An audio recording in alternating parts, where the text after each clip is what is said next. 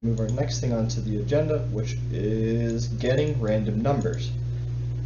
So let's look here. I'm just going to copy this code. It's only two lines. It's actually this line and that line down there. I'm going to copy these into our Hello World program. Let me see here. Yep. Okay. So these two lines of code are responsible for helping us get random numbers. And we actually need one other thing. If you might have seen it, it actually auto-generated because IntelliJ is smart and it knows when we need to use what. The first thing you're going to need is to import java.util.random.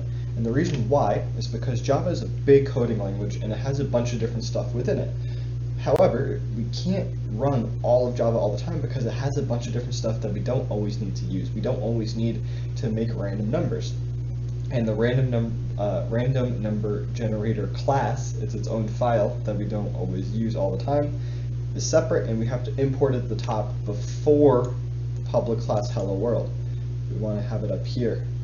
And sometimes your program will auto-generate it, but make sure you have that there or else your code will not run correctly. Next thing you need is what's called a random object. We're going to get into object-oriented programming way down the line, but just know that there's different types of objects. So we saw before we have integers, we have strings, we have floats, which are decimals. We have all these different data types. However, we can actually make our own data types in the future. We're not going to do that yet. That's way down the line. But one of them that's pre-made for us is the random object. And the random object looks like this. And to make your own random object, it looks like this line, where you have capital R random. Rand is the name of my object, which I use down here. And then I'm creating a new random object, so I set it equal to a new random object. For now, just copy it. We don't need to fully understand all the intricacies of why we're doing that now, but we'll get into that way down the line. So, to make a random integer, which is what we'll need eventually for the game code, we're going to type in int number because we're defining a new variable number. If you're reassigning a variable and want to make it something else, you don't need to include int. So int number is equal to rand, which is the name of our object, dot, which is running a function. We'll get into functions way down the line, but just know that this line of code will make a random number between 1 and 100. And so basically what this is doing is I can enter a number here, and that's going to be my random number.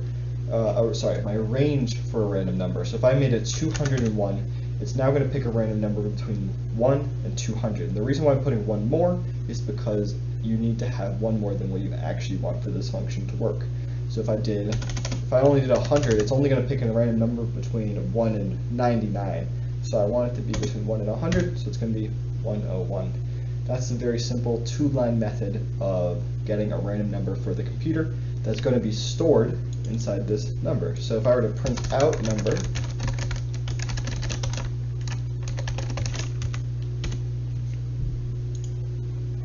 it's going to print out, okay, this time it prints out 33. If I run it again, it's going to print out 60.